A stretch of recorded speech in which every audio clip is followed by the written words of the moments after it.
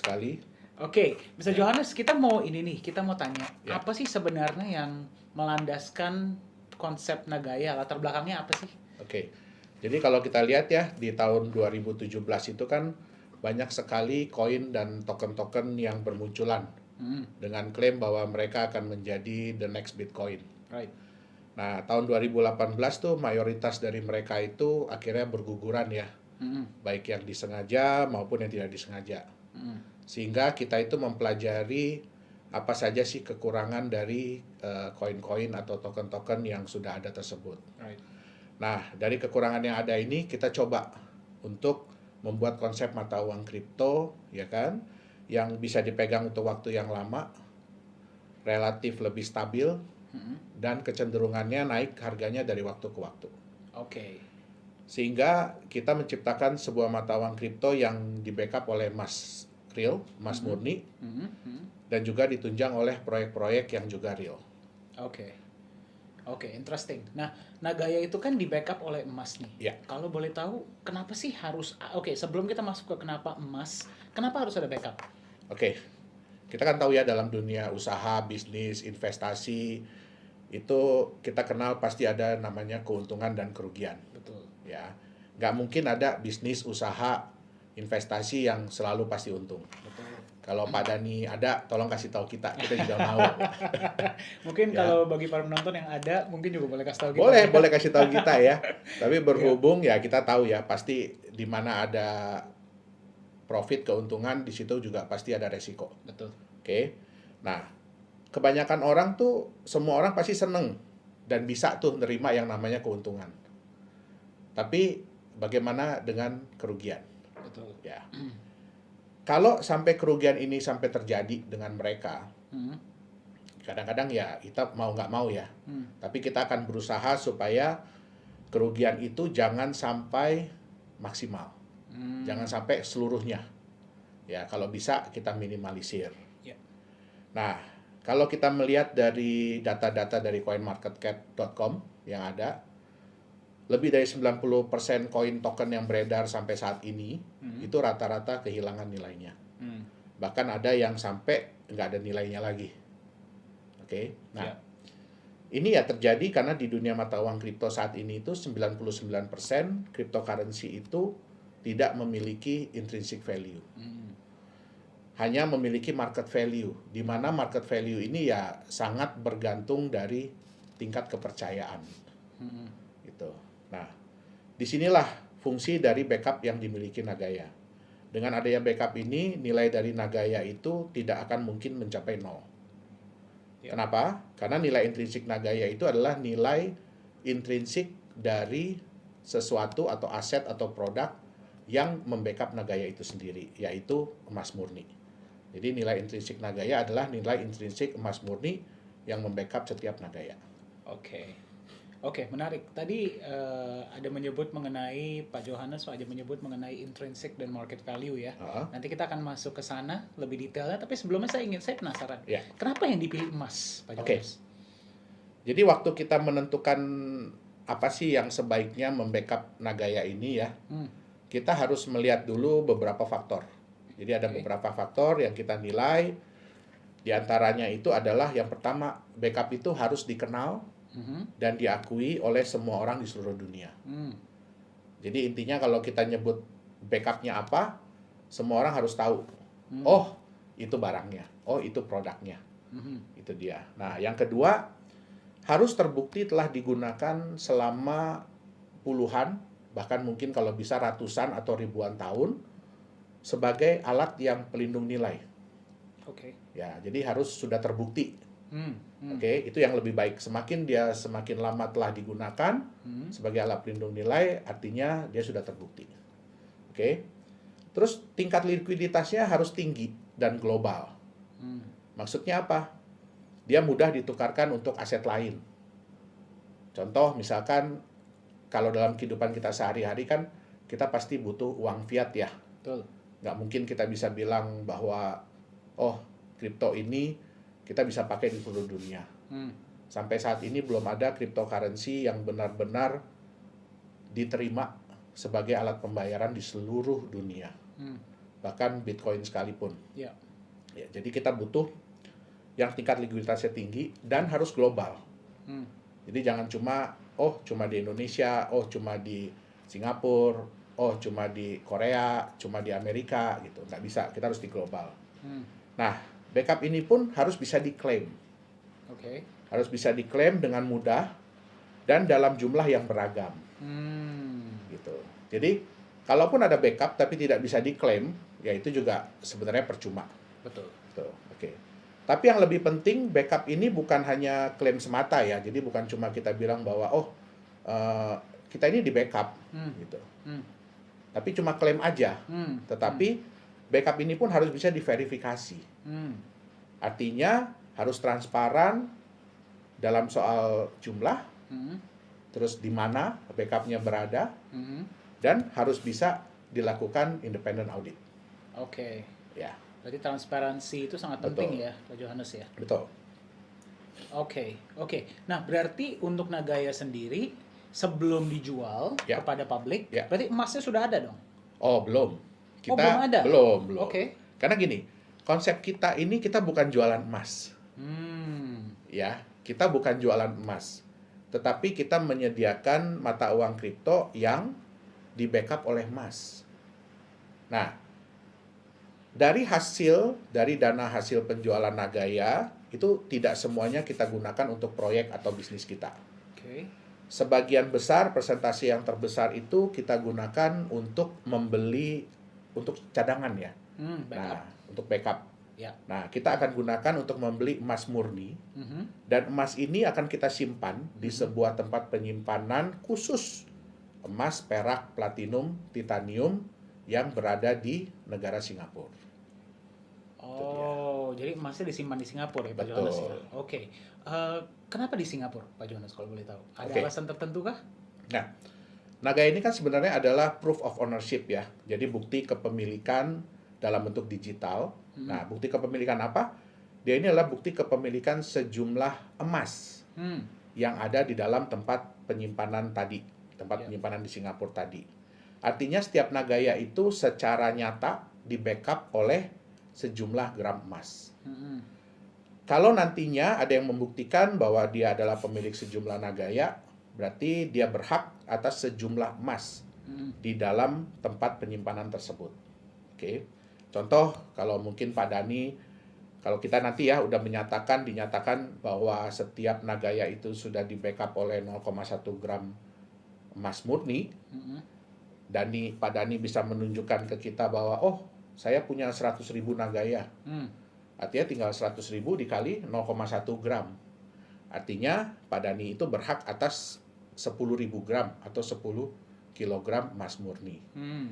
Nah, emas yang membackup setiap Nagaya inilah yang menjadikan Nagaya memiliki intrinsic value. Yaitu nilai emasnya itu sendiri. Itu dia.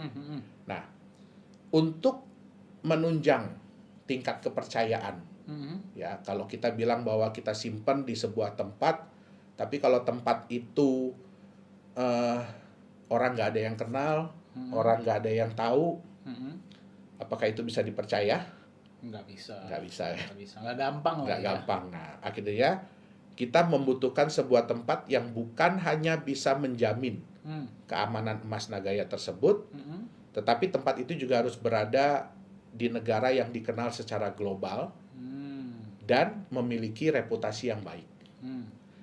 Nah, kenapa kita pilih Singapura? Karena banyak perusahaan, institusi finansial, bahkan perbankan yang menyimpan cadangan emasnya di Singapura. Termasuk di tempat yang sama dengan yang Nagaya gunakan. Nah, ini penting. Ini penting karena Nagaya ini adalah mata uang kripto yang kita harapkan bisa diterima secara global di seluruh dunia. Artinya semua orang kita mau merasa aman, merasa nyaman, tahu bahwa emas Nagaya itu benar-benar disimpan di sebuah tempat yang bisa dipercaya. Itu dia. Oke. Berarti kepercayaan itu sangat dijaga oleh Nagaya. Betul. Ya. Oke, itulah kenapa disimpannya di Singapura. Ya. Karena memang banyak orang yang sudah mengetahui seluruh dunia bahkan ya, Ya, bahwa tentang Singapura Singapura. itu adalah tempat yang sangat aman untuk Betul. menyimpan dan Kan banyak yang bilang bahwa Singapura itu adalah Swiss-nya Asia. betul. Ya. Swiss-nya Asia. Swiss-nya Asia. Oke, jadi itulah mengapa gold dari Nagaya disimpan di Singapura. Betul. Oke, tapi kan nggak semua orang bisa datang ke Singapura Iya. untuk misalnya setiap berapa bulan sekali ngecek emasnya. Ya. Nah itu gimana tuh, Pak Yohanes? Oke. Itu sebenarnya salah satu alasan kita memilih The Safe House Singapura sebagai tempat penyimpanan emas dari Nagaya. Di Singapura itu sebenarnya banyak tempat penyimpanan barang berharga. Tetapi kenapa kita pilih The Safe House? Karena The Safe House ini memiliki SOP, jadi prosedur operasi yang dapat menunjang prinsip transparansi yang mau kita jalankan di Nagaya. Nah, kalau kita ingin menyimpan emas di The Safe House ini, itu berbeda dengan di bank. Ya, kalau di bank, Pak Dhani pergi ke bank, mungkin Pak Dhani punya kotak penyimpanan di sana ya, punya safe deposit Ada. box. Begitu Pak Dhani datang, Pak Dhani bilang sama petugas banknya, oh saya mau simpan sesuatu, atau saya mau akses Ya. safe deposit box saya ini. Nah, biasanya kan setelah petugas banknya buka, dia akan keluar. Ya, Karena dia tidak boleh tahu sebenarnya apa yang Pak Dhani simpan, betul, apa yang Pak Dhani masukin atau keluarin. betul. Nah, ini sangat berbeda dengan The Safe House. Oke. Oke, di The Safe House, pada saat kita datang, kita mau menyimpan, ya, petugasnya akan ngambilin box kita. Oke. Oke, dia verifikasi dulu apakah benar kita punya akses ke box tersebut. Kemudian petugasnya akan datang, ya, bawa box kita. Nah, box kita ini biasanya disegel. Jadi ada nomor segelnya. Nah, mereka akan mengeluarkan dokumen bahwa benar pada saat kita mengakses box tersebut, nomor segel yang terpasang tuh nomor misalkan 123. Oke. Setelah kita nyatakan sama-sama bahwa nomor segel ini sama, akhirnya dipotong segelnya, dibuka sama kita kuncinya. Memang kunci pihak Nagaya yang megang. Oke. Nah, begitu sudah dibuka, baru dicek lagi sama-sama. Nih ya, emasnya sesuai dengan dokumen terakhir. Nah, setelah itu kita nambah emas. Ya kan? Pada saat kita nambah emas, sebelum kita memasukkan emasnya ke dalam kotak itu, pihak The Safe House akan mendata emas apa yang kita masukkan. Bersama dengan emas-emas yang lain yang ada di kotak tersebut. Sehingga daftar kita jadi bertambah dengan emas baru. Ya. Nah, setelah kita nyatakan bersama-sama dengan pihak The Safe House bahwa, oh ya benar, ini jumlahnya sudah sama, nomor serial number emasnya sudah sama, jumlah dalam gramnya sudah sama. Oke, saya dari pihak Nagaya atau kita punya manajemen yang lain, direksi-direksi yang lain, ya, kita harus tanda tangan surat tersebut bersama dengan 2 orang staf dari The Safe House. Wow. Ya. Oke. Oke, dengan 2 orang staf dari The Safe House. Kemudian kita kunci, dipasang segel yang baru. Kalau segel ini kan dikeluarkan dari pihak The Safe House, bukan dari kita. Dan nomor serinya tidak mungkin sama. Nah, mungkin sekarang yang dipasang tadi kan 123 ya. Ya. Sekarang yang baru ini dipasang 456. Jadi di dokumen yang baru akan tertulis nomor segel yang dipasang yaitu 456. Oh, berarti nomor segelnya berubah setiap Berubah kali? setiap saat. Wow. Ya, nah setelah itu kita tanda tangan dokumen tadi dan ada satu saksi, itu auxiliary police. Jadi polisi yang bertugas di The Safe House pada hari itu, dia akan menandatangani juga bahwa benar yang dipasang adalah segel nomor sekian itu. Oh. Nah, wow. Sehingga apa? Sehingga kita bisa nantinya memasang dokumen ini di website resmi kita. Oh, berarti setiap hal-hal yang berhubungan dengan emas dan yang berada di Safe House semua ada di website. Betul. Jadi Oke. semua orang bisa melihat foto emas yang kita punya, yang kita simpan, kapan disimpannya, dari dokumen tadi, di kotak nomor berapa, itu semua tersedia di website resmi Nagaya. Bahkan pada saat kita pembelian emas, itu kan kita belinya, kita nggak boleh beli di toko emas. atau pusat gadai emas gitu. Kita nggak boleh beli di situ. Kita harus beli di distributor resmi emas.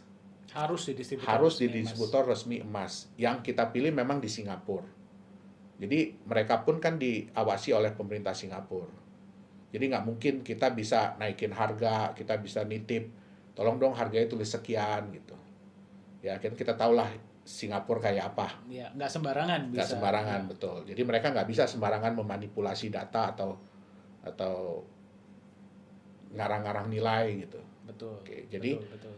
kita ingin semuanya transparan, semua orang bisa melihat emas yang dibeli dan apakah benar emas itu sudah disimpan, kapan disimpannya, di kotak nomor berapa.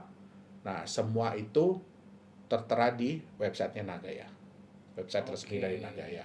Oke. Nah, untuk menambah juga kenyamanan, kita tahu kan bahwa itu kan berarti klaim dari pihak Nagaya dan dari pihak The Safe House. Betul.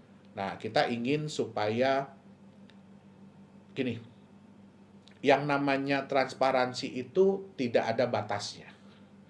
Tapi kita ingin setransparan mungkin yang kita bisa. Ya. Sehingga kita juga sudah menunjuk auditor independen yang nantinya akan secara rutin ya memeriksa jumlah emas yang ada di kotak penyimpanan Nagaya. Oh, berarti kotak penyimpanan itu pun diaudit secara rutin. Betul. Oke. Itu dia. Kita akan ada independent auditor. Supaya apa? Ini menambah kenyamanan. Ya, menambah kenyamanan, keamanan dan meningkatkan kepercayaan dari pemilik Nagaya. Itu Wow. dia. Berarti walaupun para pemegang Nagaya nanti ke depannya tidak bisa ke Singapura setiap misalnya sebulan sekali, 2 bulan sekali untuk memeriksa, Betul. mereka tetap bisa melihat semuanya di website, Betul. bahkan hasil auditnya pun nanti akan ada di website. Betul. Oke. Betul. Berarti Jadi kalau ya, suatu waktu Pak Dani datang, Ya. ya kan, ke kantor Nagaya di Singapura, mungkin lagi main-main, nanti saya mau lihat dong emas yang nomor seri sekian. Nah, kita harus bisa menunjukkan. dan itu akan ada pastinya bisa Betul, ditunjukkan di dalam. betul. Oke. Berarti transparansi itu sangat dijunjung tinggi oleh Nagaya ya Pak Johannes ya. Karena itu yang nomor satu. Itu alasan utama kita dan itu sebenarnya hal yang hilang, yang belum ada dari mata uang kripto. Setuju. Itu dia. Setuju. Oh, berarti ini akan memberikan kenyamanan ekstra juga bagi para pemegang Nagaya. Iya, Ya. Oke, Pak Johannes, pertanyaan saya yang selanjutnya seperti ini.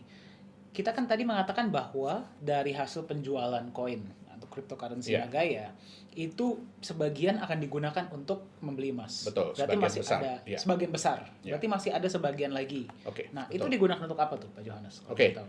Presentasi terbesar kedua dari hasil penjualan Nagaya tadi adalah kita gunakan untuk menjalankan proyek-proyek Proyek-proyek. Oke. real, jadi bisnis real ya yang akan dikerjakan oleh Nagaya. Nah, kita sudah menyiapkan sebenarnya ada 2 proyek. Yang pertama itu adalah fasilitas pengolahan, pemurnian mineral logam yaitu emas dan tembaga. Oke. Itu berlokasi di Sulawesi Tengah. Di Nah, Sulawesi Tengah. betul. Oke. Sebenarnya fasilitas ini sudah pernah berjalan berjalan selama 6 bulan di tahun 2015. Oke. Nah, tetapi karena ada permasalahan manajerial saat itu ya, sehingga terbengkalai. Nah, kita mengambil alih fasilitas ini tahun 2018. Oke. Ya, dan nantinya dengan hasil penjualan Nagaya, fasilitas ini tuh akan kita perbaharui mesin-mesinnya ya, karena udah lama nggak berjalan. Jadi kita perbaharui peralatan-peralatannya, terus kita mulai kembali operasionalnya, dan kita juga akan tingkatkan kapasitas yang sudah ada ini. Itu dia. Nah, yang kedua itu adalah penambangan mineral logam, yaitu nikel. Ini berlokasi di Sulawesi Tenggara. Oke. Nah, penambangan ini sebenarnya sudah berjalan 15 tahun. Ini merupakan perusahaan keluarga dari saya. Oke. Oke. Nantinya dari hasil penjualan Nagaya ini kita akan menyiapkan peralatan dan tenaga kerja sehingga kita bisa memulai operasi penambangan di lokasi ini. I see. Ya, Oke. dengan kata lain tuh sebenarnya di awal ini kita akan numpang nambang di lokasi ini. Oke. Nah, tentu saja hal ini kita kan mau Nagaya ini berjalan dengan cepat sehingga semua orang bisa merasakan benefit atau manfaat dari memiliki Nagaya secara cepat. Betul. Ya. Pasti. Nah, kenapa kita istilahnya numpang nambang ini? Karena ini akan sangat menghemat waktu dan biaya. Kalau Oke. kita mau mulai nambang sendiri dari awal, Pasti takes ya time kan, pasti ya kita harus beli lahan terlebih dahulu, kita harus urus segala perizinan, ya kan, dan itu pasti memakan waktu dan biaya. Setuju. Ya. Setuju. Sambil seiring dengan kita melakukan penambangan di tempat ini, kita pun akan mencari lahan kita sendiri. Oh, itu berarti berjalan Betul. sambil ya. Betul. Mengurus perizinan semua. Nah, kalau di lokasi yang baru ini semua udah siap, Ya. izin sudah siap, ya kan? Artinya kan kita tinggal pindah Betul. peralatan kita yang sudah ada ke lokasi yang baru. Sehingga kita benar-benar bekerja dari kita punya lahan sendiri, proyek sendiri, hasil sendiri, gitu. Oke, berarti sambil proyek yang sekarang jalan, proyek tersebut sedang Betul. berjalan sama-sama lah ya, Bersama-sama, bersama-sama ya. Oke. Menarik, Nah, Pak Johannes. Sejalan juga dengan perkembangan penjualan Nagaya, kita akan mencari usaha-usaha atau bisnis-bisnis baru, proyek-proyek baru, ya dengan kata lain ya, kita akan diversifikasi usaha dan proyek kita. Gitu. Oke, berarti nanti setelah 2 proyek yang sudah berjalan, pasti kedepannya akan ada proyek-proyek lain. Betul. Yang apakah harus tambang kah atau bisa yang lain juga? Oh enggak, makanya kan kita akan diversifikasi. Kita Oke. akan cari proyek-proyek lain, Oke, jenis yang lain. jenis yang lain ya. Ya. Proyek itu kan pasti kan mengharapkan profit dong, Ya, betul. masing-masing dari proyek Betul. kita. Nah, kalau boleh tahu nih bagi para pendengar, profit dari proyek tersebut nanti akan dialokasikan untuk apa ya? Oke. Nah, tentunya kan profit dari proyek ini kan harus mendatangkan manfaat benefit bagi para pemilik atau pemegang Nagaya. Nantinya 60 setiap bulan itu 60% dari profit setiap proyek akan kita alokasikan untuk manfaat tersebut. Oke. Nah, dengan beberapa cara. Yang paling besar itu adalah presentasi yang akan kita gunakan untuk membeli tambahan emas yang akan kita simpan di tempat penyimpanan emas Nagaya tadi. Oke. Nah, 40% yang lainnya itu akan digunakan untuk kebutuhan manajemen. Ya, seperti untuk menjalankan proyek yang sudah ada, meningkatkan kapasitas proyek, terus juga untuk biaya tempat penyimpanan, untuk biaya audit dan lain-lain. Gitu. Oke. Berarti mayoritas dari profit tersebut akan digunakan juga untuk menambah jumlah emas di dalam Tempat penyimpanan tempat Nagaya. penyimpanan Betul. Nagana. Berarti jumlah emas per Nagaya akan meningkat Ya, dan jumlah Nagaya kan akan tetap sama tuh, Ya. 50 juta Nagaya. Berarti bisa dibilang bahwa jumlah emas setiap Nagaya akan terus naik. ya betul. Wow. Betul sekali. Jadi karena kita memiliki kemampuan untuk menambah jumlah cadangan emas, sedangkan jumlah Nagayanya tetap hanya 50 juta, ya artinya untuk nantinya itu untuk setiap Nagaya mereka akan punya kenaikan jumlah emas yang di backup. Wow. Ya. Nah, dengan konsep seperti ini, kita tuh bisa memberikan nilai tambah bagi para pemegang atau pemilik Nagaya. Yang pertama, yaitu dengan meningkatnya jumlah emas yang membackup setiap Nagaya, artinya kan nilai intrinsik Nagaya itu bisa terus meningkat atau naik. Ya, karena dua hal. Yang pertama kan jumlah emas setiap Nagayanya bertambah. Terus yang kedua, kenaikan harga emas dunia. Seperti yang kita lihat kemarin, harga emas kan melonjak cukup tinggi ya. Ya.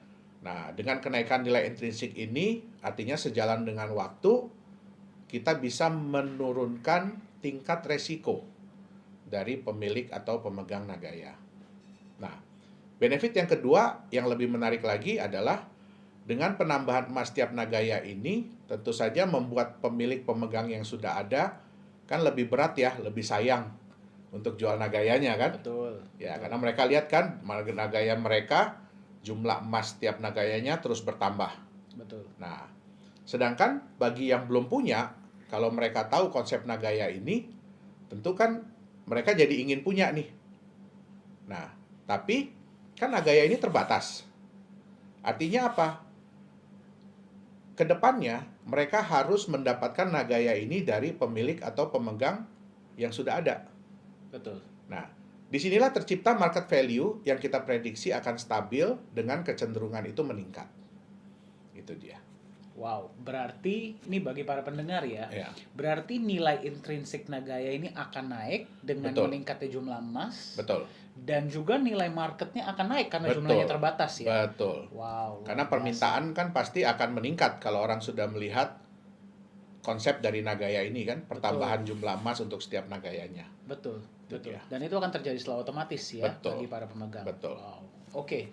Nah, kan sering kita dengar ya, Pak Ya. Johannes ya, bahwa dalam waktu 5 tahun Ya, Nagaya itu akan setelah terjual diprediksi betul. ya, setelah terjual habis, nilainya bisa mencapai 100 kali lipat atau $100, $100 betul. per Nagaya. Betul, per Nah, Nagaya. itu gimana caranya sih Pak Johannes? Bisa diilustrasikan nggak? Ya, oke. Jadi kan kita kembali lagi ya, sebenarnya untuk menciptakan nilai market, yang selalu meningkat, itu ada 3 hal yang harus dicapai oleh sebuah produk atau aset.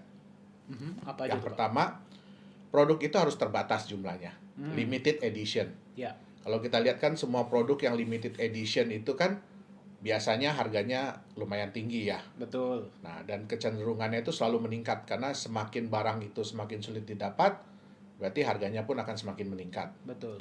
Yang kedua, kita harus bisa meredam supply di market. Artinya apa? Kita harus membuat orang-orang yang sudah memiliki aset atau produk tersebut itu berat kalau mau menjual. Jadi biasanya menjual itu karena sudah terpaksa atau karena memang ada tawaran yang luar biasa bagus. Betul. Kalau nggak bakal dilepas ya. Betul. Nah, yang ketiga, apa yang membuat orang yang belum punya itu ingin memiliki? Dan semakin tinggi tingkat keinginan untuk memiliki itu, artinya kan orang itu akan semakin ingin memberikan harga penawaran yang paling bagus, Betul. yang tertinggi, supaya mereka bisa dapat. Betul. Nah, jadi 3 hal itu yang harus dimiliki oleh sebuah aset atau produk kalau dia ingin harga marketnya meningkat. Nah, kalau boleh saya ilustrasikan ke Pak Dhani ya tentang harga market Nagaya ke depannya ini. Nah, itu kita harus ilustrasi dengan sebuah kotak. Oke. Oke. Sebuah kotak nih ya. Ya. Ini contohnya dengan kotak ini, Oke. ya. Pakai kotak ini ya. Oke. Nah, kotak ini hanya ada 1000 unit di dunia. Hanya ada 1000 kotak nih di dunia. Berarti terbatas ya Terbatas. jumlahnya. Pak Dhani ini kebetulan salah satu orang yang beruntung Hmm. bisa membeli kotak ini seharga 100.000 US dollar. Oke. Dan ini kotak terakhir yang Pak Dhani beli. Ini berarti kotak nomor 1000 ya. Nomor Pak 1000, Johannes? betul. Oke. Ya. Nah, pada saat Pak Dhani buka kotak ini, ya, di dalamnya itu ada emas senilai 50.000 US dollar. Oh, setengahnya. Berarti setengahnya kan? Oke. Ya. Ah, ah. Nah, kalau Pak Dhani hanya bercerita ke teman bahwa Pak Dhani beli kotak ini 100.000 US dollar, Ah, ah. oke, Ah, ah. dan di dalamnya ada emas 50.000 US dollar. Pasti teman-teman Pak Dhani akan bilang, wah, Pak Dhani ini kena bohong, kena tipu. saya. Ya. Ya kan? Ah, ah, ah. Tapi bagaimana kalau bulan depan Pak Dhani buka kotak ini dan Pak Dhani lihat bahwa nilai emas di dalamnya itu bukan cuma nilai ya, tapi jumlah emasnya itu sudah bertambah. Hmm. Sehingga sekarang nilai emas di dalamnya itu jadi 55.000 US dollar. Oh, naik sendiri. Naik sendiri. Oke. Oke. Nah, kemudian bulan depannya lagi naik lagi. Ya, jadi 58.000 US dollar. Dia naik sendiri ya. Iya. Oke. Bulan depannya lagi naik lagi jadi 60.000 US dollar. Wow. Nah, kalau Pak Dhani menceritakan kotak ini kepada teman-teman, pasti mereka akan bilang hal yang berbeda kan. Pertama mereka bilang, oh Pak Dhani kena bohong, kena tipu. Pasti. Tapi setelah Pak Dhani cerita apa manfaat dari Pak Dhani punya kotak ini, yang mereka akan bilang apa? Wah, Keren banget nih kotak. keren kan kotaknya ya? Iya, Oke, iya. Bisa naik Nah. sendiri emasnya. betul. Kira-kira mereka ingin nggak punya kotak yang sama dengan Pak Dhani? Pasti. Pasti mereka ingin punya kotak yang sama ya. Ya. Nah, terus kemudian mereka tanya dong ke Pak Dhani. Waktu itu beli kotak ini berapa ya harganya ya Pak Dhani? Ketika beli 100 100.000 US dollar, betul? Ya, Nah, betul. kira-kira nih, kalau ada teman Pak Dhani yang menawar 100.000 US dollar untuk kotak ini, kira-kira Pak Dhani mau nggak jual ke dia? Enggak lah, sayang banget. Iya kan? Iya. Kenapa? Padahal kan di dalamnya tadi emasnya mungkin baru 60.000 US dollar. Tapi kan Pak Dhani melihat ada benefit Ya, atau nilai tambah dari kotak ini. betul. Betul nggak? Betul. Setiap bulannya emasnya bisa bertambah. Betul. Jadi yang dilihat adalah future, Future potential ya. potensi masa depan. Ya. Oke? Nah, mungkin nggak ada yang menawar 2 miliar? Mungkin aja. Mungkin. Kenapa? Karena dia melihat potensi masa depan. Ah. Itu yang pertama. Yang kedua, karena kotak ini udah nggak ada lagi yang jual. Perusahaan udah nggak jual lagi. Ya. Ya. Jadi mau tidak mau dia harus berusaha untuk menawar kotak ini dari Pak Dhani. Ya. Atau dari 999 orang lain yang punya memang sudah kotak ini. memiliki. Ya kan? Nah, mungkin nggak ada yang nawar 5 miliar? Mungkin aja. Mungkin. Mungkin. Nah, inilah yang disebut dengan market value. Market value itu berarti value yang diberikan oleh Oleh pasar. pasar. Oke. Jadi mereka mau menilai berapa. Bukan hanya berdasarkan intrinsic value yang ada, tetapi berdasarkan dari future. Oke, Ya, berdasarkan dari potensi masa depan. potensi masa depan, betul. Nah, itu dia yang harus dilihat. Oke? Nah, anggap Pak Dhani misalkan sudah mau setuju ya, jual 5.000, mau jual 5 miliar. 5 miliar. Oke, sudah setuju mau jual 5 miliar. Terus Pak Dhani yang biasanya emas di dalam ini nambahnya mungkin hanya 5.000 dolar per bulan. Ya, sebelum Pak Dhani bilang iya kepada orang tersebut yang mau beli, pas Pak Dhani buka, pas dilihat, kok sekarang nambahnya 10.000 dolar ya? Sehari ini ya? Sebulan. Sebulan. Oke. Nah, biasanya kalau perusahaan menjalankan bisnis, menjalankan proyek, semakin lama biasanya profitnya semakin naik atau semakin turun? Semakin naik. Semakin naik kan? Artinya kalau sekarang sudah bisa nambah 10.000 dolar per bulan nilai emasnya, kira-kira bulan depan bisa 10.000 lagi? Bisa aja. Bisa. Bisa aja lebih. Bisa aja lebih, betul. Nah, dengan begini, Pak Dhani jadi kepikiran lagi kan? Lepas nggak ya 5 miliar tadi? Iya, mau lepas jadi mikir-mikir ya. Jadi mikir-mikir kan? Betul. Kenapa? Betul. Kenapa? Karena kembali ke potensi masa depannya. Betul. Dan yang kedua, kalau Pak Dhani jual ini kepada orang itu dengan harga 5 miliar, kira-kira besok-besok bisa nggak Pak Dhani dapat kotak yang sama dengan harga 5 miliar? Kotak yang sama dengan harga 5 miliar. Iya. Kan kotaknya udah dikasih ke orang. Nah, Iya, itu dia. Iya. Oke? Paham. Nah, kotak inilah Nagaya. Oh, berarti kotak ini merepresentasikan Nagaya. Merepresentasikan Nagaya. Nah, hebatnya lagi, kotak ini bisa dibelah-belah. Oke. Ya, kotak ini bisa dibelah-belah, ya kan? Jadi Pak Dhani bisa jual mungkin hanya sepotong kecil kepada temannya, ya berarti dengan jumlah emas yang prorata. Nah, itu dia. Dan kotak ini dalam bentuk digital. Jadi Pak Dhani nggak harus pegang kotak ini. Jadi kita nggak harus membawa kotak Nggak ini harus kemana-mana membawa ini ya? kemana-mana, karena sudah dalam bentuk digital dan sudah dalam bentuk blockchain sehingga relatif lebih aman, tidak bisa dipalsukan dan bisa dibagi menjadi bagian-bagian yang kecil. Itu dia. Oke, Nah. ini dari sinilah bagaimana dalam waktu 5 tahun bisa Ya. mencapai value 100 dolar per Betul. Nagaya. Karena berdasarkan dari kenaikan emas tadi yang kita pasti akan usahakan untuk supaya tingkat kenaikannya selalu lebih tinggi setiap bulannya. Itu yang pertama. Oke. Nah, kemudian apakah emas ini nyata? Ya. Pak Dhani bisa ambil emas yang ada di dalam sini. Dalam kotak ini ya? Dalam kotak itu Pak Dhani bisa keluarkan dalam Iya. bentuk emas beneran. Tetapi kalau sudah dikeluarkan berarti kotaknya hilang. Kalau emasnya dikeluarkan, kotaknya hilang. Iya, betul. Oke. Nah, itu dia. Itu ilustrasi bagaimana harga Nagaya bisa meningkat sampai kita harapkan ya, kita prediksi 100 US dollar dalam waktu 5 tahun setelah seluruh Nagaya terjual habis. Oke, Iya. oke, jelas. Oke. Terima kasih Pak Johannes. Ya. Saya dapat kotak. Oke.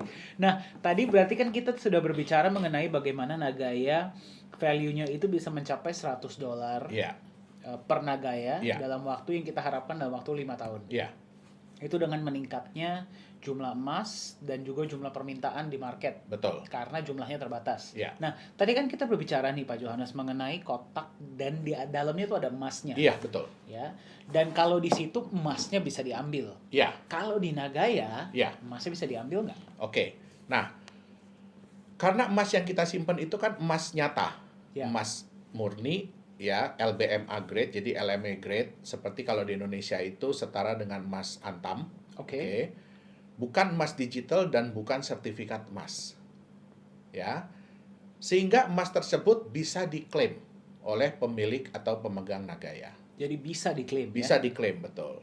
Nah, mereka pemilik atau pemegang Nagaya yang ingin mengambil emasnya, mereka dapat mengajukan pengembalian Nagaya, kemudian mengirimkan Nagaya yang dikembalikan itu ke alamat atau address yang kita sudah tentukan, yaitu burn address. Dan setelah selesai diverifikasi, ya kita akan memberitahukan bahwa emasnya siap untuk diambil. Sejumlah dengan Nagaya yang dikembalikan dan berapa emas yang membackup setiap Nagaya pada saat pengembalian tersebut.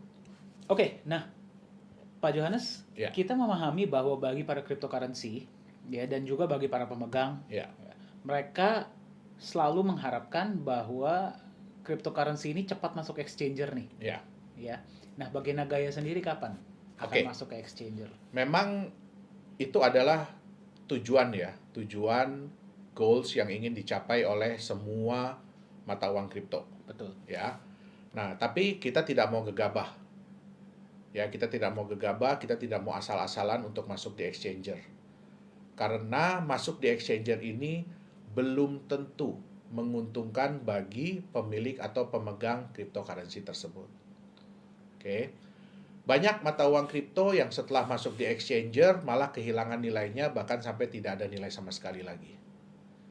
Nah, masuk ke dalam exchanger ini harus melihat kapan momen atau saat yang tepat supaya jangan sampai merugikan pemilik atau pemegang aset. Bagi developer atau bagi penerbit mata uang kripto, kita tidak akan pernah rugi. Tapi jangan sampai kita merugikan pemegang kriptonya sendiri. Oke. Nah, di Nagaya sesuai juga dengan aturan yang ada, ya. Kita akan masuk di exchanger setelah penjualan tahap kedua atau 11 juta Nagaya itu terjual. Gitu. Berarti sudah ada track record dulu, Betul. sudah mendapatkan customer base dulu, Betul. baru masuk Sudah ya. proyek sudah ada yang berjalan, profit sudah mulai masuk. Nah, itu dia. Oke, berarti sudah melewati tahap 2, kemudian baru tahap Penjualan selanjutnya tahap kedua, ya kita akan masuk ke exchanger. Oke, berarti menunggu waktu yang tepat ya, Pak Betul. Johannes ya. Tidak Jadi hanya kita nggak masuk. mau asal-asalan untuk masuk ke exchanger. Baik. Ya. Oke. Nah, ini pertanyaan yang agak menarik, Pak Johannes. Ya. Kalau misalnya kita melihat banyak cryptocurrency di luar sana, Ya. ya, mereka mengatakan bahwa mereka bisa mencapai ratusan bahkan ribuan kali lipat Ya. dalam waktu yang relatifly singkat, mungkin 1 tahun. Mm-mm. Ya, tapi Nagaya kok konservatif sekali ya, maksudnya 100 dolar itu dalam waktu 5 tahun lagi. Itu kenapa Oke. ya? Nah, yang pertama harus dilihat adalah apakah harga yang diprediksi oleh mata uang kripto yang lain tersebut itu benar-benar harga market murni atau harga yang memang disetup oleh perusahaan. Ya, itu yang pertama, oleh developer. Yang kedua, ya dalam dunia investasi ya, investasi orang itu biasanya cuma mengenal profit besar atau kecil. Ya, resiko besar atau kecil. Padahal ada faktor yang ketiga, yaitu waktu. Cepat, dapatnya cepat atau lama. Nah, semua orang tuh pasti inginnya kan profit yang besar, resiko yang kecil. Terus maunya cepat dapatnya kan ya. Betul, Nah, betul. Nah, tapi sudah terbukti ya, kita sudah bisa buktikan dari berbagai macam developer, dari berbagai macam sistem bahwa konsep yang seperti ini itu nggak pernah bertahan lama. Sehingga yang masuknya belakangan, yang ikutnya belakangan, itu biasanya pasti menderita kerugian, bahkan bisa sampai total. Nah, jadi yang tadinya berharap profit besar waktu cepat, ternyata resikonya pun terbukti besar. Oke. Kita hanya bisa mendapatkan 2 hal baik dari 3 hal yang tersedia. Oke, nah, yang paling penting adalah kita pelajari konsepnya. Apakah konsep kenaikan harganya ini masuk di akal? Apakah konsep bisnisnya masuk di akal? Kemudian, apakah proyek atau bisnis yang dijalankan pun masuk di akal? Bitcoin aja itu butuh waktu bertahun-tahun untuk mendapatkan kepercayaan dari pasar. Betul. Dan terbukti sampai sekarang pun kepercayaannya masih naik dan turun. Setuju. Itu dia. Ya. Nah, yang ingin saya sampaikan adalah Nagaya ini adalah aset masa depan, bukan aset bulan depan. Itu dia. Ya. Berarti lebih ke kita meminimalisir resiko, Ya. agar profit yang didapatkan bisa sesuai. Betul. Namun ya memang kita harus menunggu waktu yang sesuai juga. Betul. Ya makanya kenapa $100 dalam waktu 5 tahun. Betul. Agar bagi para calon pemegang maupun pemegang mereka bisa melihat dengan lebih masuk akal. Oh iya, make sense gitu ya. Betul. Karena kita pun menjalankan bisnis yang normal. Kita menjalankan normal bisnis kok. Pertambangan, smelter, dan bisnis-bisnis lain. Itu dia. Ya. Oke. Baik, Pak Johannes, aku kembali ke project ya. Ya.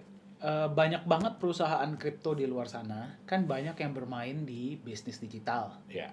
Menginvestasikannya ke bisnis digital. Contohnya misalnya membuat exchanger kah, atau dalam mining cryptocurrency-nya itu sendiri. Kenapa Nagaya berputar di bisnis real dan bisnis fisik, kalau Oke. boleh tahu? Nah, yang pertama adalah kita itu ingin mengeliminasi persaingan. Karena bisnis digital pun kalau sudah terlalu banyak pemainnya, itu biasanya persaingan sudah tidak sehat. Ya.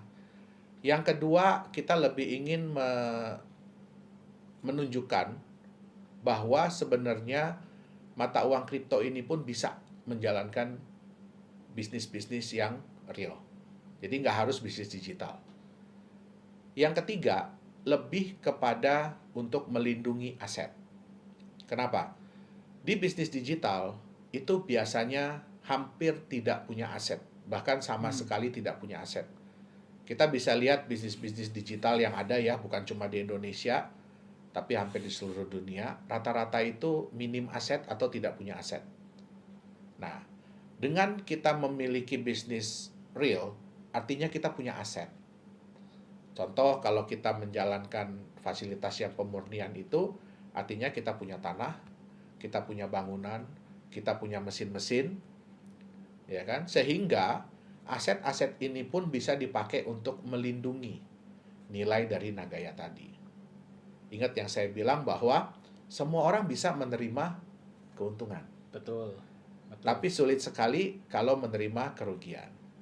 Nah, ini adalah salah satu strategi kita ya dalam meminimalisir kerugian. Ini risk management dari company. Gitu. Oke. Berarti barrier to entry ya yang pertama, agar karena kalau di bisnis digital kita mengetahui kompetisinya juga nggak sembarangan. Betul. Ya, dengan lebih banyak kompetisi pastinya juga Betul. akan lebih sulit ya. Ya. Dan kedua, menunjukkan bahwa cryptocurrency ini juga bisa menjalankan bisnis real. Betul. Dan yang ketiga, melindungi aset. Betul. Oke. Ya. Nah, Pak Johannes, kenapa sih yang sangat dijunjung tinggi oleh Nagaya itu transparansi? Kenapa itu sangat penting bagi Nagaya? Oke. Sebenarnya bukan hanya di Nagaya ya, transparansi itu penting, tapi sebenarnya di semua mata uang kripto itu penting. Faktor kepercayaan dan kenyamanan pemilik atau pemegang mata uang kripto itu sangat penting dalam menjaga kestabilan dan kenaikan harga. Semakin tinggi kepercayaan dan kenyamanan itu, maka mereka akan semakin berat, semakin sulit, semakin sayang untuk menjual mata uang kriptonya. Dan semakin tinggi kepercayaan dan keamanan itu membuat yang belum punya akan berusaha untuk memiliki. Oke. Nah, sehingga terciptanya market dengan supply yang terbatas dan permintaan yang tinggi, inilah yang dibutuhkan agar harga market itu bisa naik. Ya. Nah, yang kedua, semua orang bisa membuat klaim bahwa mata uang kripto mereka di-backup oleh aset. Contohnya emas. Ya, bahwa mereka sudah nyimpen 1 ton emas di Singapura, padahal nggak ada yang pernah lihat. Bahwa mereka punya proyek-proyek tambang, tapi nggak ada yang bisa memverifikasi. Nah, kalau semua ini tadi tidak transparan, semua klaim-klaim ini tidak transparan, tidak bisa diverifikasi kebenarannya, tidak bisa ditunjukkan, tidak bisa diaudit secara independen, maka hal ini percuma, tidak akan berguna. Nah, suatu waktu orang akan menemukan ya bahwa hal-hal ini itu sebenarnya tidak ada. Yang terjadi adalah kepercayaan akan hilang. Betul. Kalau kepercayaan akan hilang, otomatis harga akan hilang. Itu dia. Oke, berarti transparansi itu saya setuju. Transparansi itu tidak hanya penting untuk Nagaya, tapi juga Betul. sebenarnya untuk Semua cryptocurrency mata uang lainnya. kripto, betul. Pak Johannes, untuk Nagaya sendiri, rencananya ke depannya seperti apa sih? Oke, yang pasti orang juga banyak bertanya ya, roadmap kita kok berbeda dengan kripto-kripto lain, dengan developer kripto-kripto lain, yang biasanya berdasarkan dari waktu. Ya, nah sebenarnya dalam dunia bisnis itu nggak bisa juga seperti itu, roadmap yang seperti itu. Itu kalau kondisinya ideal, artinya penjualannya bisa dicapai dalam waktu yang memang benar-benar segitu, ya sehingga semua bisa dijalankan. Nah, kalau roadmap di Nagaya itu lebih kepada sudah berapa banyak Nagaya yang terjual. Ya. Rencana kita adalah pada saat kita sudah menjual 3 juta Nagaya, kita akan memulai proyek nikel kita. Proyek pertambangan nikel kita. Setelah terjual 3 juta. Setelah terjual 3 juta Nagaya. Nah, kita sudah bisa mulai persiapan, sudah bisa mulai untuk menambang. Memang dalam skala yang kecil, belum skala yang besar. Target kita adalah kita bisa menambang sampai 50.000 ton per bulan. Nah, itu memang sejalan dengan waktu pasti kita akan tambah kapasitas. Tapi di 3 juta itu, 3 juta Nagaya terjual, kita sudah bisa mulai sebenarnya persiapan. Dan dari mulai persiapan itu sebenarnya kita harapkan dalam waktu 6 bulan kita sudah bisa melihat profit. Dalam waktu 6 bulan. Dalam waktu 6 bulan kita bisa melihat profit. Tentu saja kita pasti akan berusaha secepat mungkin. Ya. Ya. Tapi let's say 6 bulan. Kemudian setelah terjual 11 juta Nagaya, kita juga akan memulai untuk persiapan kita punya fasilitas pemurnian. Fasilitas pengolahan dan pemurnian emas dan tembaga tadi. Ya, kita akan mulai perbaikan mesin-mesin, kita akan mulai operasional, dan itu kita harapkan sampai 16 juta Nagaya terjual, kita sudah bisa meningkatkan kapasitas. Nah, untuk hasil pun kita harapkan dalam waktu sekitar 6 bulan sudah bisa kita lihat. Oh, itu pun setelah 6 bulan sudah bisa terlihat. Betul. Ini setelah 11 juta ya Pak Johannes? Setelah 11 juta Nagaya terjual. Nah, dan setelah 11 juta Nagaya terjual pun kita akan mulai masuk ke exchanger. Ya. Jadi semua orang, proyek kita sudah berjalan sehingga emas sudah mulai bisa bertambah, sehingga market-market yang belum memiliki Nagaya begitu mereka melihat bahwa oh ini emasnya benar-benar bertambah, sehingga bisa pada saat kita masuk ke exchanger itu harga marketnya sudah bisa meningkat. Gitu. Oke, berarti itu cukup komprehensif ya, Pak Johannes ya. Nanti planning ke depannya. Ya. Oke, nah bagi setiap mata uang kripto, pasti impiannya atau harapannya ke depannya itu ingin bisa digunakan sebagai alat pembayaran. Ya, Pak Johannes ya. Bagi Nagaya sendiri, apakah itu juga menjadi harapan atau bagaimana? Oh ya, tentu saja. Tentu saja itu menjadi impian ya, impian semua developer mata uang kripto. Tapi yang kita harus ingat adalah jangan lupa bahwa semua itu butuh waktu. Jadi nggak bisa secepat itu. Banyak mata uang kripto lain yang bilang bahwa oh mereka sudah bisa dipakai sebagai alat pembayaran. Ternyata alat pembayaran internal. Artinya apa? Ya produk-produk mereka sendiri, jasa-jasa mereka sendiri, sehingga bisa dipakai di dalam lingkungan mereka sendiri. Sedangkan yang dimasuk sebagai alat pembayaran itu kan yang diharapkan adalah bersifat global ya. Betul. Maksudnya di luar daripada manajemen perusahaan tersebut. Ya, contoh kita bisa dipakai untuk pembayaran di toko, di mall, atau untuk pembayaran online. Nah, Vendor gitu betul. seperti apa. Itu sebenarnya impian semua mata uang kripto. Nah, kita itu juga ingin menciptakan konsep supaya mata uang Nagaya ini, ya mata uang kripto Nagaya ini lebih bisa diterima oleh para vendor, oleh para toko, oleh para penjual. Ya, kenapa? Karena kalau kita melihat volatilitas mata uang kripto yang ada, kenaikan penurunan harga itu sebenarnya menyeramkan bagi orang-orang yang mau menerima pembayaran. Karena bayangkan kadang-kadang mereka terima pembayaran pada saat harganya sekian, rate-nya sekian, terus tiba-tiba baru sejam 2 jam tiba-tiba itu bisa turun yang jauh. Ya, tentu saja itu kan beresiko ya. Nah, kita dengan konsep Nagaya ini kita ingin menciptakan mata uang yang relatif lebih stabil dan relatif lebih meningkat. Nah, kebetulan ya kita juga menerima kabar gembira ya beberapa bulan yang lalu. Kita sudah bekerja sama, jadi saya sudah tanda tangan kerjasama MOU dengan satu mall di Korea Selatan, itu di Ibu Kota Baru Korea Selatan, yang akan dibangun mulai tahun 2021 dan direncanakan 2023 sudah beroperasi. Wow. Ya. Nah, mall ini nantinya akan menggunakan mata uang kripto sebagai alat pembayaran. Dan kita berhasil dipilih. Jadi Nagaya ini berhasil dipilih nantinya akan difungsikan sebagai alat pembayaran di seluruh mall tersebut. Wow. Ya. Nah, mall ini sebenarnya nanti ada 5 blok. Jadi yang pertama akan pakai kita adalah blok nomor 4. Ini lebih ke temanya adalah entertainment. Ya, jadi mall ini lebih temanya ke entertainment dan nantinya Nagaya bisa dipakai untuk bertransaksi di sana. Ya. Nah, nantinya jadi ini adalah pilot project ya, project percontohan. Setelah berhasil itu akan dikembangkan ke 5 blok, 4 blok yang lain ya. Jadi total 5 blok. Nah, nanti seiring dengan waktu mungkin bisa diuji coba lagi ke mall-mall berikutnya.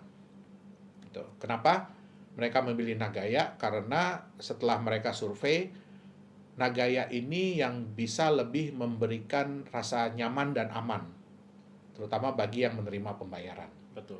Kalau bagi yang bayar tuh nggak masalah, tapi bagaimana dengan yang menerima pembayaran? Itu dia. Karena volatilitas kripto tadi ya. Betul. Wow, berarti kita bisa melihat Nagaya digunakan sebagai alat pembayaran di mall di Korea ya, Korea Selatan, ya, pada tahun 2023. Ya. Wow. Semoga itu menjadi benchmark bagi mall-mall dan vendor-vendor lainnya untuk bisa menerima Nagaya sebagai alat pembayaran. Ya. Wow. Jadi memang ya semua itu butuh waktu. Semua itu butuh waktu dan semua itu butuh kepercayaan. Nah, itulah nilai pentingnya ya, kenapa kita harus menerapkan transparansi. Itu dia. Setuju. Nah, tadi kan kita sudah berbicara cukup panjang ya Pak Johannes ya mengenai Nagaya. Bagi para pemilik atau calon pemilik Nagaya, ada kesan dan pesan nggak Pak Johannes? Oke. Jadi sebenarnya adalah kita di sini Nagaya itu ingin mengedukasi. Kita tuh ingin mengedukasi teman-teman semuanya ya. Terutama yang selama ini mungkin udah merasakan jatuh di dunia mata uang kripto. Nah, mata uang kripto ini sebenarnya adalah sesuatu yang luar biasa, yang bagus. Konsep daripada blockchain ini adalah sesuatu yang luar biasa, sesuatu yang bagus. Tetapi karena banyak disalahgunakan, Itu dia. Nah, banyak juga teman-teman yang bertanya kepada saya, sekarang ini kan orang udah pada mulai apa ya namanya ya, udah pada mulai negatif, ya udah pada mulai negatif thinking terhadap cryptocurrency. Nah, kenapa kok Nagaya tetap mau hadir? Nah, disinilah fungsinya kita. Kita ingin memberikan sesuatu yang berbeda. Kita ingin memberikan suatu pengajaran bahwa ini bisnis. Walaupun bentuknya digital, tapi ini bisnis. Nah, bisnis itu harus masuk di akal. Bisnis itu harus transparan. Ya, bisnis itu harus accountable. Sehingga bisnis itu bisa berlangsung dalam jangka waktu yang panjang. Nah, dan yang harus diingat adalah bahwa setiap bisnis itu harus punya manajemen resiko. Kita nggak bisa bilang bahwa bisnis kita itu yang terbaik, bisnis kita itu tidak ada resiko. Nggak, semua bisnis ada resiko. Karena saya udah ngejalanin bisnis udah puluhan tahun. Up and down pasti ada. Nah, tapi di sini kita ingin memberikan kita bukan hanya ingin berjualan Nagaya, tapi kita ingin memberikan satu solusi bagi teman-teman, ya. Yang pertama untuk belajar mengenai bagaimana cara memilih mata uang kripto yang tepat. Ya, bukan hanya untuk jangka pendek, tapi lebih kepada jangka panjang. Itu dia. Oke, berarti lebih cerdas lah memilih investasi dan lebih hati-hati ya mungkin. Betul. Ya.